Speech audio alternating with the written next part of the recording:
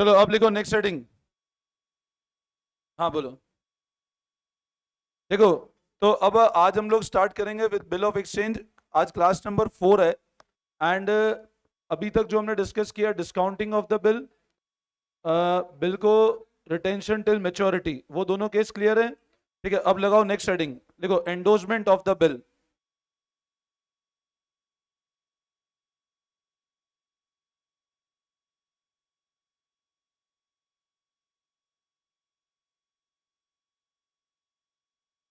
Heading लगाओ endorsement of the bill.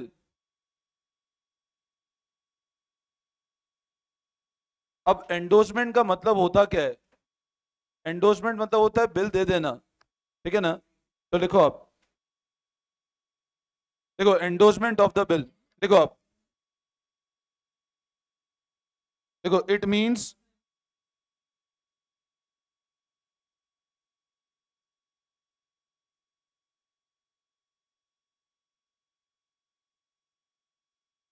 Transfer of bill by drawer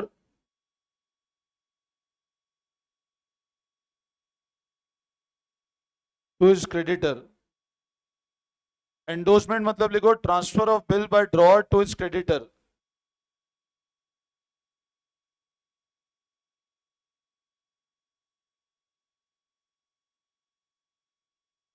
on the date of maturity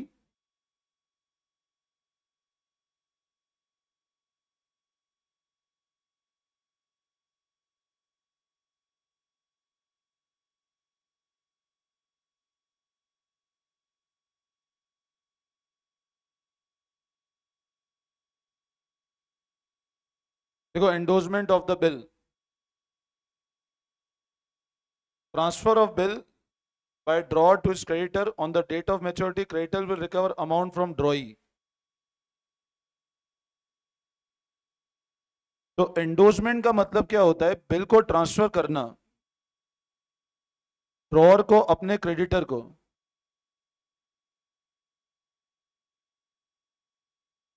the pay in this case, हाँ इसी के आगे,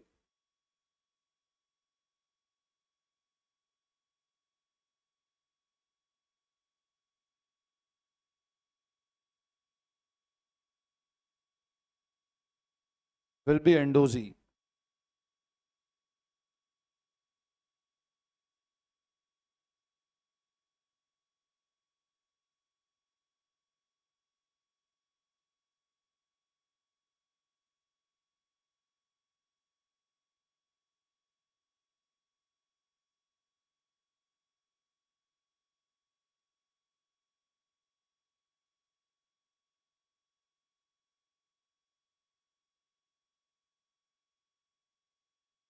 देखो फटाफट।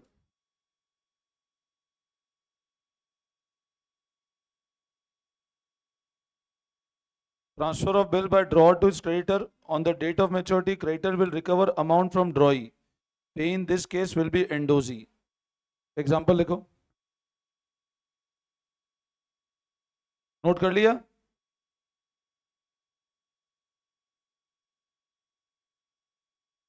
नोट कर लिया? तो एग्जाम्पल लिखो।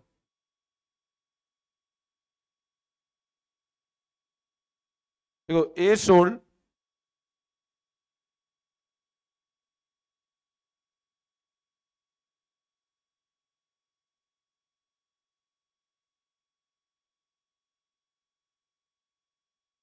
बातें नहीं। A sold goods to B for rupees 75,000 on 1st February 24।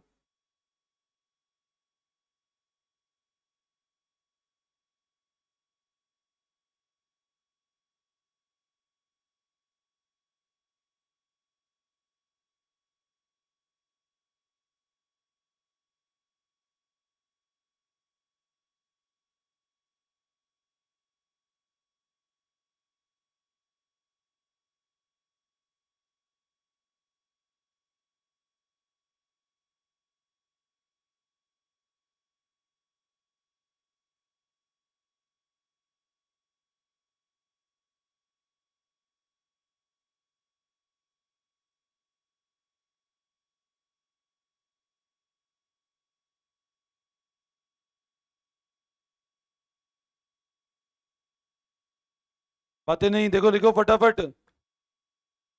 A sold goods to B for rupees 75,000 on 1st February 24.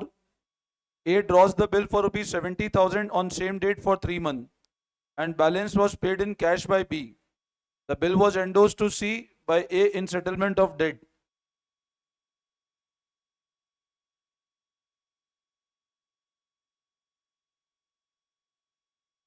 Pass journal entry in books of A, books of B and books of C.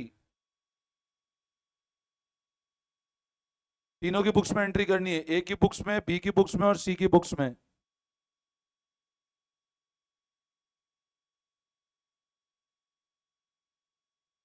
Copy कर लिया? ध्यान दो, देखो क्या given है। A sold goods to B for rupees 75,000 on 1st February 24। 1 फरवरी 2024 को ए ने गुड्स बेचे बी को। ए ड्रॉ करता है बिल बी के ऊपर 70,000 का। अब बिल कितने का ड्रॉ हुआ बताओ? 70,000 का उसी दिन, और बाकी का पेमेंट कैश में कर दिया बी ने, मतलब 5,000 रुपया कैश पेमेंट हो गया। बिल वॉज एंडोर्स टू सी। अब ये बिल ए ने लिया, किसको दे दिया? अपने डेट सेटल करने के लिए। जर्नल एंट्री बनाओ ए की बुक्स, बी की बुक्स और सी की बुक्स में। कॉपी कर लिया सबने? स्टार्ट करें? ठीक है, अब एक कॉलम बनाओ मार्जिन में डेट, एक लिखो books of A,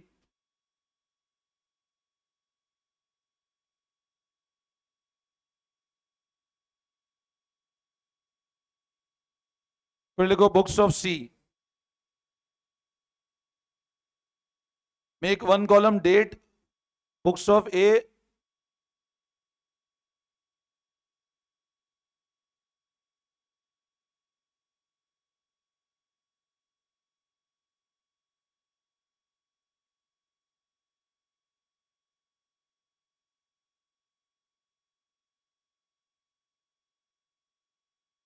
books of ए,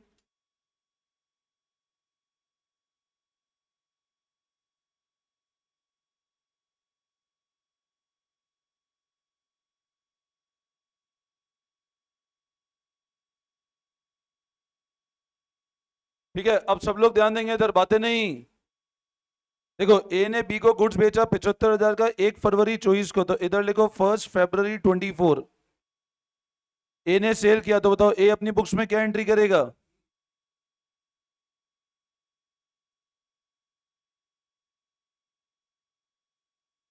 और ये करेगा purchase to A.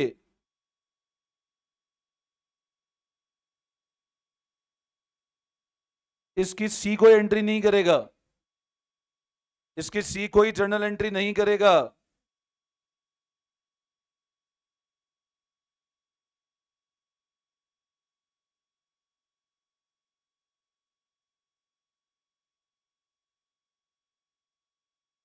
Any doubt in this entry?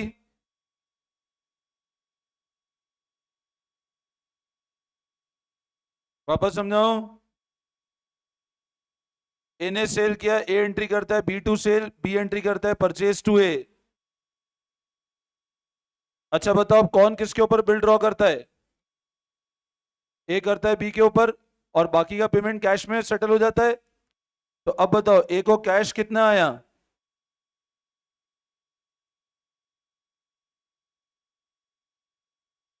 Bill कितने का आया?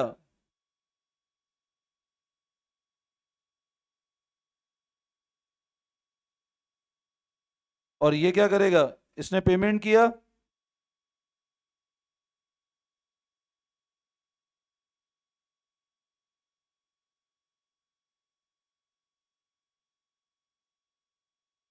क्या बस ये कोई एंट्री नहीं करेगा?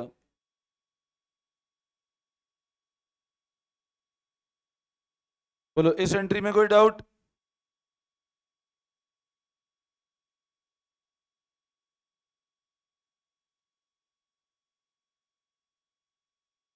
इसमें कोई कंफ्यूजन?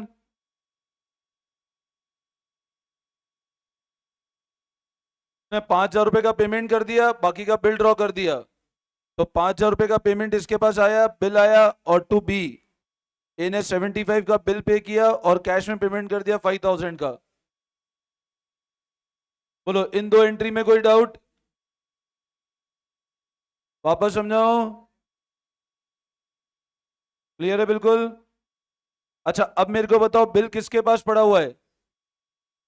बिल किसके पास है? ए ने बिल ले जाकर के किसको दे दिया? तो बिल है ए के पास, ए ले जाकर के बिल दे देता है सी को।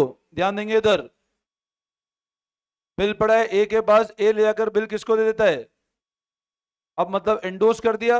अच्छा बताओ ए सी को क्यों दे रहा है बिल? क्योंकि ए की बुक्स में सी कौन है? मतलब ए को पेमेंट करना होगा सी को, और सी को क्या करना होगा? पैसा लेना होगा किससे?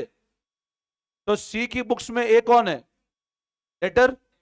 मेरी बात फिर सुनना, ए को पेमेंट करना था सी को, इसलिए ए की बुक्स में सी कौन था? क्रेडिटर, तो पेमेंट कर दिया। अब बताओ बिल दिया तो कैसे एंट्री करेंगे? कितने का बिल? और ये क्या बोलेगा?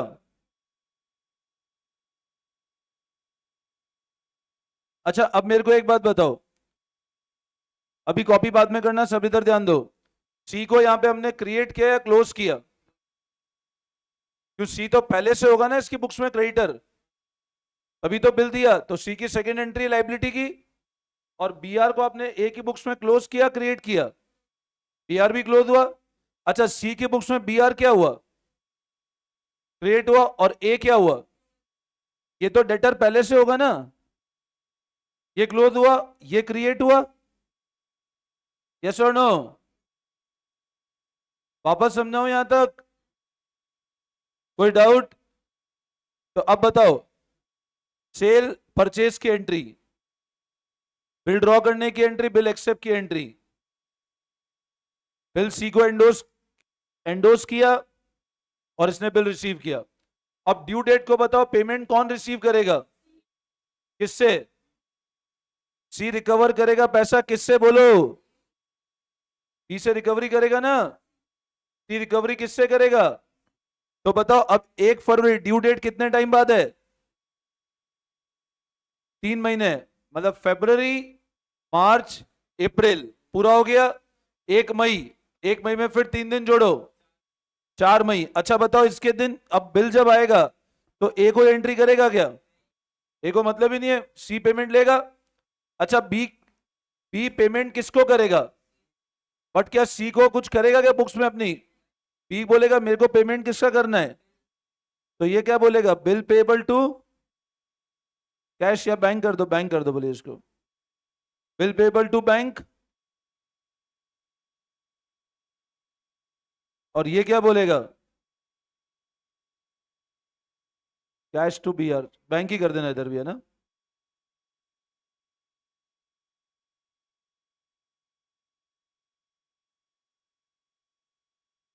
बोलो समझ में आई एंट्री? वापस समझाओ।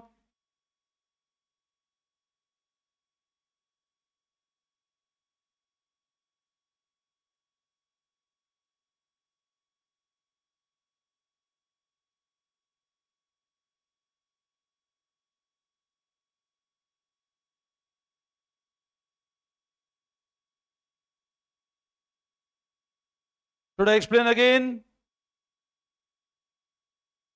समझ में आ गया अच्छे से?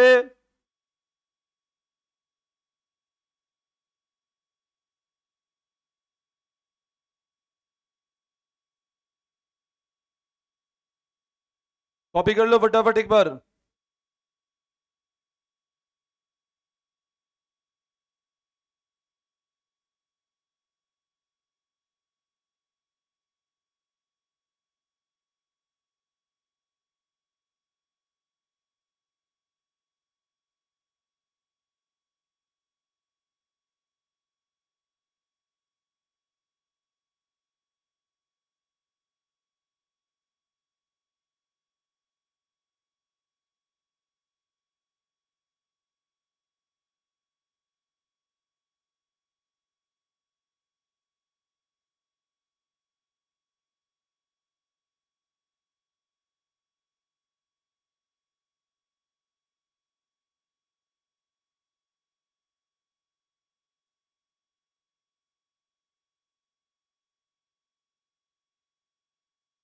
पढ़े आगे, वापस समझाओ, क्लियर है सबको? देखो next,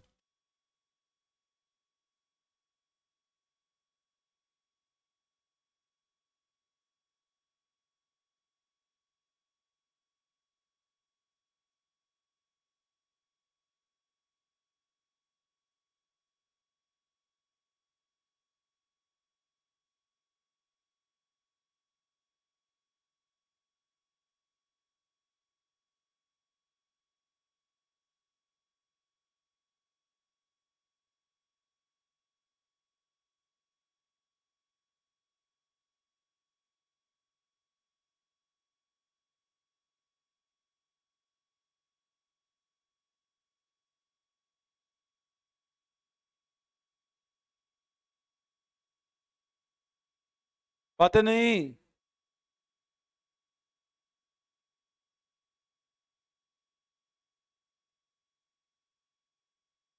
On 1st September 24, X draw a bill for rupees 70,000 on Y in full settlement.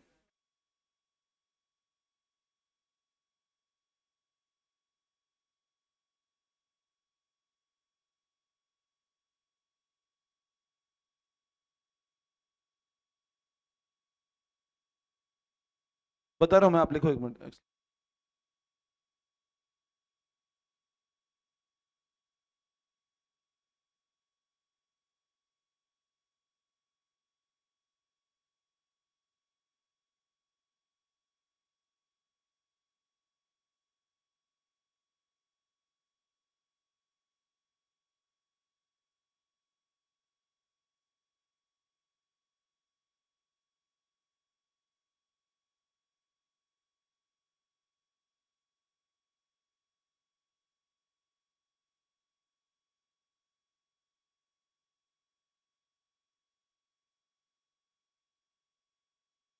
X sold goods to Y for rupees 72,000 1st September 24.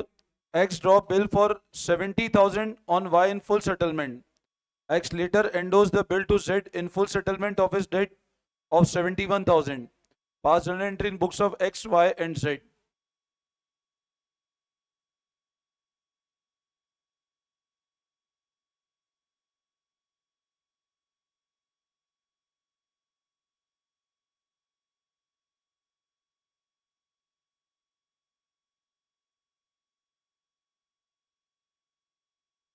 Copy कर लिया?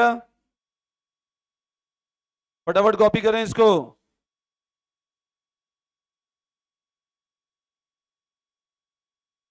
X sold goods to Y for rupees 72,000 on 1st September 24.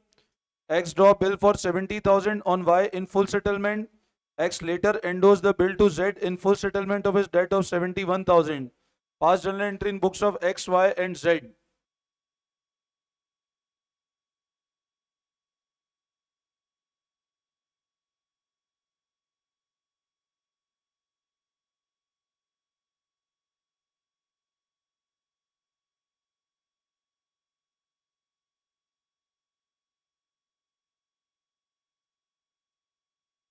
Start करें?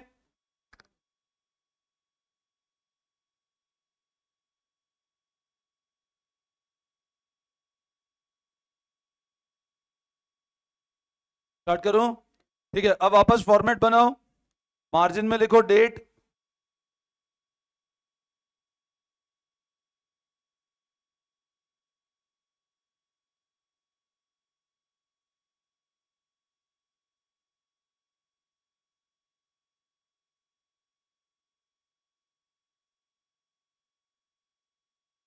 Books of X, books of Y and books of Z.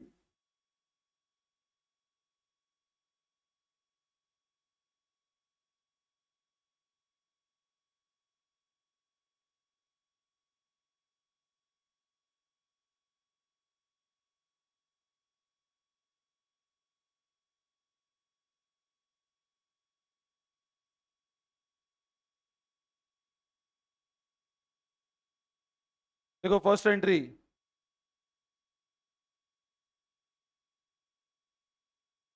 X की books में entry लिखो Y to sales और purchase to x.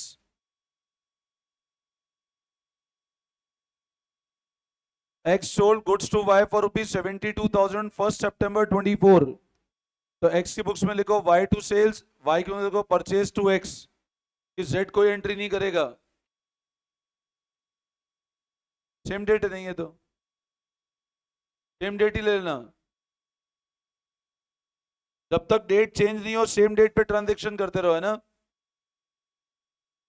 अच्छा, अब X ने bill draw किया Y के ऊपर कितने रुपए का, और फुल सेटलमेंट हो गया, तो बताओ अब अगली एंट्री क्या होगी।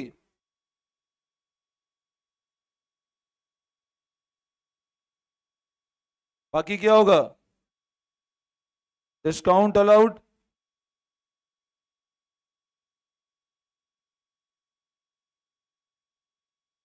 ये क्या करेगा X,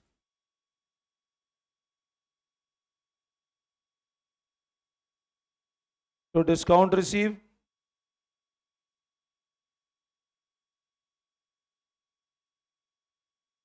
ये कोई एंट्री नहीं करेगा।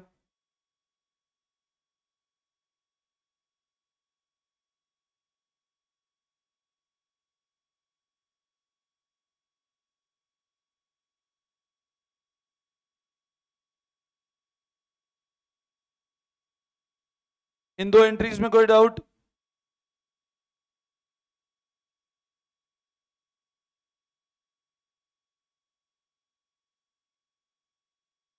इन दो एंट्री में कोई दिक्कत,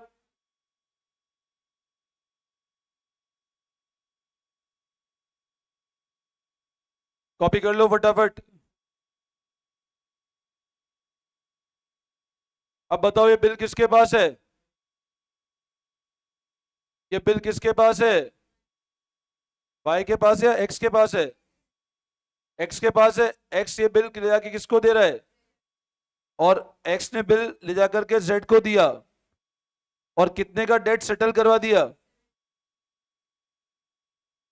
कितने का डेट सेटल हो गया, तो मतलब एक्स की बुक्स में जेड कौन है, क्रेडिटर है। एक्स की बुक्स में जेड कौन है, और कितने रुपए क्रेडिटर है। अब बिल ले जाकर के, जबकि बिल की वैल्यू कितनी थी सिर्फ, तो बोल रहे हैं ना, प्लीज ध्यान देना इधर, बातें नहीं। एक्स बिल एंडोर्स करता है जेड को, अपनी पूरी डेट सेटल कर देता है 71 की, मतलब एक तरह से ₹1000 का एक्स को डिस्काउंट मिला है। आपने बिल 70 का तो दिया, तो ₹1000 का डिस्काउंट मिला है ना एक्स को। तो एक्स क्या करता है, ये बिल किसको एंडोर्स कर देता है। अब अच्छा बताओ कितने रुपए से क्रेडिटर होगा, 70 की 71, तो ये बिल एंडोर्स करता है, तो जेड, अब इसको डिस्काउंट रिसीव होगा। अच्छा बताओ इसकी वाई क्या एंट्री करेगा, इसकी वाई क्या एंट्री करेगा, वाई करेगा ही नहीं। अच्छा बताओ ये क्या करेगा, बिल आया, ये बोलेगा मैंने डिस्काउंट दिया,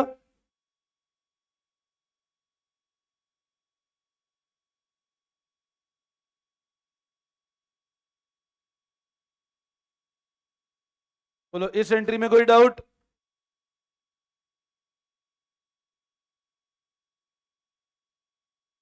इसमें कोई कंफ्यूजन,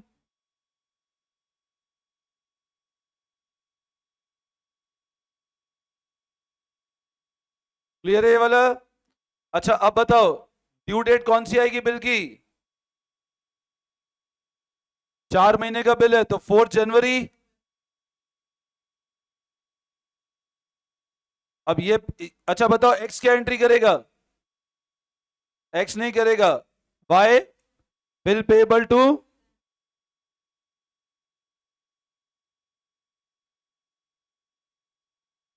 और ये करेगा बैंक तो बिल रिसीवेबल।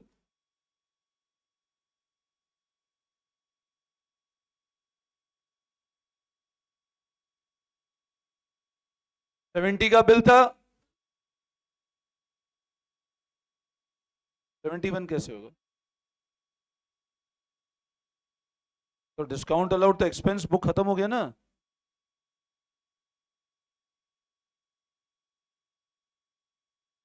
ये वाली एंट्री 70 की होगी, ये 71 है ना।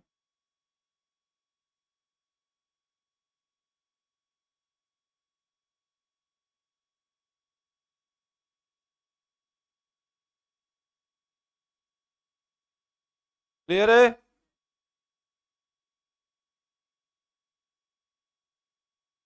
Any doubt? वापस समझाऊं?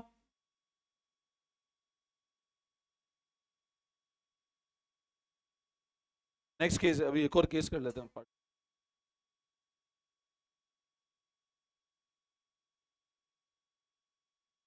अरे नहीं नहीं, पार्टी किस बात की? होमवर्क तो होता नहीं इन पार्टी। क्या हुआ? हाँ, अरे नहीं, अभी तो क्लास में टाइम है ना। नहीं नहीं नहीं, एक केस और करेंगे। अरे नहीं नहीं नहीं, होमवर्क भी मिलेगा, चिंता मत करो, है ना। लिखो लिखो, एक लास्ट केस और, लास्ट केस बस। देखो, नेक्स्ट लिखो, bill send to bank for collection.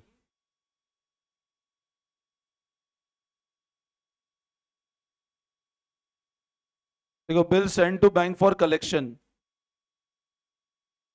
देखो फटाफट, bill send to bank for collection.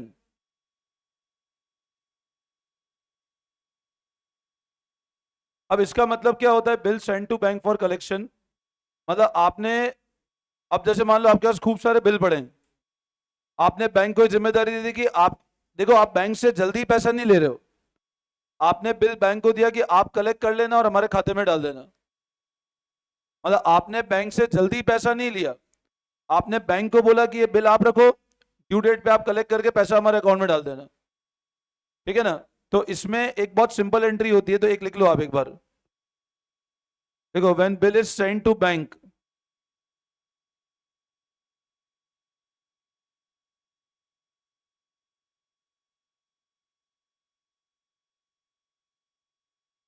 ये ड्रॉअर की बुक्स की बात कर रहा हूं मैं।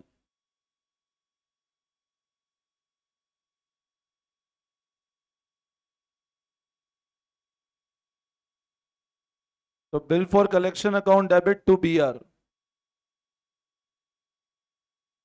मतलब सिर्फ बैंक का ही काम है, बिल कलेक्ट करके ले आएगा।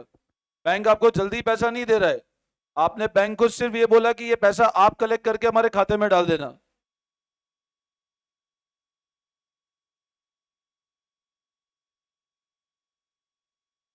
और जब अमाउंट आ जाएगा,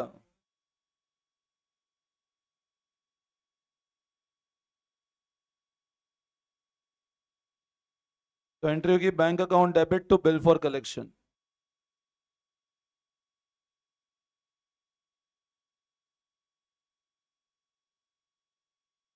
बस ये दो एंट्री समझ लेना ध्यान से। रॉय को तो simple entry bill payable to bank की करनी है, रॉय को मतलब ही नहीं है बैंक आए कलेक्ट करने, कोई भी आए।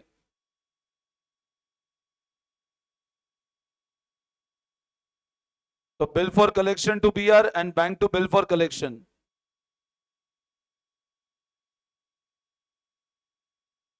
बोलो यहां तक कोई डाउट?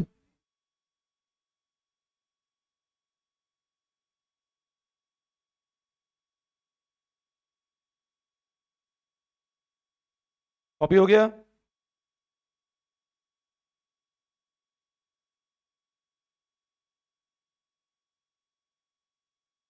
हाँ हो सकती है, तो चार्ज होगा, बैंक चार्जेस टू बैंक हो जाएगी उस केस में एंट्री। बैंक सर्विस दे रहे हैं, फायदा क्या है? अरे तो आप रेगुलर बैंक के साथ ट्रांजेक्शन करो तो बैंक आपको इतनी सर्विस तो दे ही सकता है ना। बैंक का फायदा नहीं, बट बैंक आपको सर्विस कुछ तो, अभी आज ईसीएस ईसीएस करता है बैंक, तो बैंक का क्या फायदा है? हमारे खाते से हर महीने डेबिट होता है, बट ये बैंक को सर्विस देनी पड़ेगी ना। अब बैंक ऐसा नहीं होता कि उसे घर जाके पैसा लाएगा, बैंक भी क्लियरिंग में भेज देता है इस बिल को। जैसे मान लो बिल बैंक क्लियरिंग में भेजेगा, उसके खाते में ऑटोमेटिक क्लियर होके आ जाएगा। फायदा मतलब बैंक को पैसा तो आ ही रहा है ना, तो बैंक को अमाउंट तो आ रही है ना। अब आप, आपके खाते में पैसा पड़ा है तो बैंक तो उसको यूज कर ही रहा है ना, कहीं ना कहीं लोन्स और उसमें तो यूज कर ही रहा है ना बैंक, आपके पास आपके जो खाते में पैसा पड़ा है। बोलो समझ में आया? कोई डाउट? क्लियर है? आगे बढ़े, कर लेते हैं ना एक और टॉपिक।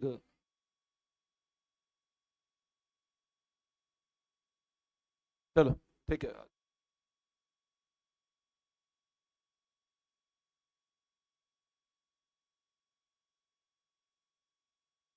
अच्छा, अब ये जो टीएस, ये जो शीट दी ना मैंने आपको टीएस वाली, इसमें क्वेश्चन नंबर 11 के first second third part homework कर लेना। क्वेश्चन नंबर 11 पेज नंबर 17.37, 11 के ए बी और सी पार्ट होमवर्क कर लेना और 7th क्वेश्चन होमवर्क कर लेना।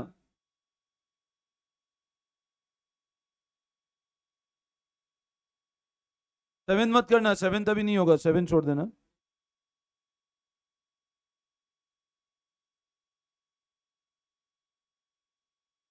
सिर्फ 11 के ए बी और सी पार्ट कर लेना, 11 क्वेश्चन के ए बी और सी पार्ट, बस बस तीन ही, एक ही क्वेश्चन है ना।